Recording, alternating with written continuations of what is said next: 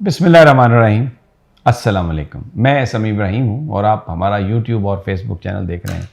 जैसा मैंने अपने पिछले वीलॉग में आपको बताया था कि ये सुप्रीम कोर्ट ने जो अहकामात हैं, ये जो पार्लियामेंट के ज़रिए जो बिल बनाने की कोशिश है, और अब हुकूमत ये कह रही है कि हम 20 अप्रैल को सदर साहब साइन नहीं भी करेंगे तो ये जो supreme court procedure and practice जो बिल है ये बस कानून बन जाएगा और हम उसके तहत सुप्रीम कोर्ट पर काबिज़ हो जाएंगे और बस उसके बाद फिर गलियां हो जान सुनियाँ हो जो मिर्ज़ा यार फिरे। वो सारे का सारा मामला अब ऑफिशियली रुक गया है। 8 मेंबर बेंच ने ये जो बिल है जब तक सुप्रीम कोर्ट इजाज़त ना दे इस पर अमल दरामद रोक दिया है। और जो सबसे अहम बात है वो ये है कि ये 8 जजेस का मुत्तफ़िक का फ़ैसला है। और ये मैं इसलिए कह रहा हूँ कि आज़म नज़ीर तारड़ साहब जो वफाकी वज़ीर कानून है उन्होंने बड़ी तड़ियाँ भी लगाई हैं और आज भी उन्होंने ये बात कही है कि ये इदारे जो हैं वो सोचें और ये जो इस वक्त हम अपना अहकामात मनवाना हम जानते हैं, हमें तरीका आता है, हम मनवा सकते हैं और हम नहीं चाहते कि 2 सुप्रीम कोर्ट हो। अच्छा, ये प्रैक्टिस एंड प्रोसीजर बिल के मामले पर जो एक माहौल साजी इन्होंने करने की कोशिश की है उसमें अब ये ख़बरें मीडिया को फीड की जा रही हैं कि जनाब काजी फ़ाइज़ ईसा साहब के साथ 8 जजेस मिल गए, अब वो हो गए 9 जजेस और ये बस किसी भी वक्त ये 9 जजेस बैठेंगे, अपनी अदालत लगाएंगे और उसके बाद को फैसला कर देंगे। टोटल जजेस इस वक्त हैं 15 और 8 जजेस ने आज ये जो बिल था इस पर अमल दरामद रोक दिया है ताहुक्म सानी और 8 के इस पर दस्तखत हैं। तो इसलिए ये जो इनकी गीदड़ भभकियाँ और ये जो एक प्रोपेगेंडा कैंपेन लोगों को मिस इन्फॉर्मेशन देना ये तो टोटली एक्सपोज हो गया कि जनाब बिल्कुल भी इनके पास कोई अक्सरियत नहीं है। अगर इनका मुतालबा ये मान भी लिया जाए, ये चीफ जस्टिस साहब पर कोई कदगन नहीं है क्योंकि इख्तियार उनके पास है बेंच बनाने का, लेकिन अगर आज़म नज़ीर तारड़, शहबाज शरीफ और ये मरियम नवाज़ और इनकी जो भिन भिन है उसके नतीजे में अगर आप बना ही दें 15 मेंबर बेंच, तो इस वक्त जो 8 मेंबर हैं 15 में से उन्होंने ताहुक्म सानी इसको रोक दिया है। तो इसका मतलब ये है कि अक्सरियत जो सुप्रीम कोर्ट की है फुल कोर्ट की सूरत में भी उसने ये जो सुप्रीम कोर्ट ने जो प्रैक्टिस एंड प्रोसीजर बिल है सुप्रीम कोर्ट के हवाले से उस पर जो है वो अमल दरामद नहीं हो सकता। और जो इस वक्त फुल कोर्ट की भी जो अक्सरियत है वो चीफ जस्टिस उमर अताब बंदयाल, मैं उमर अताब बंदयाल साहब के साथ है, मैं ये नहीं कहता, मैं ये कहता हूँ कि वो आइन और कानून के मामले पर एक नुक्ते पर वो मुत्तफ़िक हैं। जो नुक्ता इस वक्त हुकूमत का है, आज़म नज़ीर तारड़ का है, अता तारड़ का है, शहबाज शरीफ का है, आसफ़ अली ज़रदारी का है, वो नुक्ता जो है उस पर अक्सरियत जो है वो मुत्तफ़िक नहीं है। तो इस लिहाज से ये एक हुकूमत की बहुत बड़ी शिकस्त है। अब मैं आपको तड़ियों की बातें बताता हूँ। आसफ़ अली ज़रदारी ने भी पार्लियामेंट में खड़े होकर ये कहा काजी फ़ाइज़ ईसा की मौजूदगी में कि जनाब हम ये कर सकते हैं और हम ये करेंगे, और बड़ा उन्होंने एक बड़ी गरूर और तकब्बर में लुथड़ी हुई बात की। उसके बाद अब आज़म नज़ीर तारड़ साहब कहते हैं कि हुकूमत अपनी जो रिट है उसको इस्टेब्लिश करना जानती है। मैं सिर्फ इतनी बात कहूँगा कि जुल्फ़िकार अली भुट्टो उनकी जो शख्सियत थी वो बड़ी एक पाकिस्तान के लिए एक अजीम लीडर थे, लेकिन हर शख्सियत में कोई ना कोई कमज़ोरी होती है। गरूर और तकब्बर जो है ना वो इंसान को कहीं का नहीं छोड़ता। भुट्टो साहब ने भी ये कहा था पूरी कौम के सामने कि कुर्सी बहुत मजबूत है। अब आज़म नज़ीर तारड़ साहब भी कह रहे हैं कि रेट हुकूमत वो है, हम नहीं चाहते कि सुप्रीम कोर्ट में तकसीम हो या 2 सुप्रीम कोर्ट बने। आप आज़म नज़ीर तारड़ साहब ये जो आप गुफ्तगू कर रहे हैं, मैं आपको अभी बता रहा हूँ कि आप जेल चले जाएंगे, मत करें।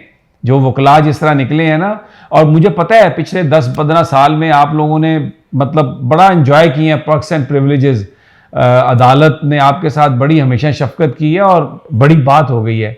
लेकिन अब ये जो आप इस तरह चैलेंज करेंगे ना अदालत को, तो मैं ये बात अफसोस से कह रहा हूँ क्योंकि आप मेरे दोस्त हैं, कि ये आपके लिए मुनासिब नहीं होगी।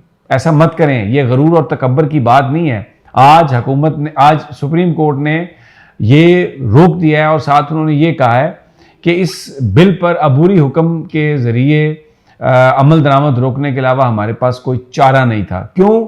अगर इस बिल पर ये बन जाए और इस पर फौरी तौर पर अमल दरामद शुरू हो जाए तो ये बिगाड़ का बायस बनेगा, ये मामलात को बिगाड़ेगा। लेकिन इसके और फिर जब मेन पटिशन आपकी एक्सेप्ट हो गई और उसमें हुकूमत ने सुप्रीम कोर्ट ने अटर्नी जनरल को भी दे दिए नोटिस दे दिए और इसके साथ साथ सियासी जमातों को भी, पीपल्स पार्टी को, नून लीग को, JUIF को, MQM को, जो भी सारी जमातें हैं उनको उन्होंने नोटिस दे दिया और कहा कि ये 2 मई 11 बजे 11:30 बजे ये समाअत होगी और उसमें हुकूमत भी अपना मौक़िफ़ पेश करेगी।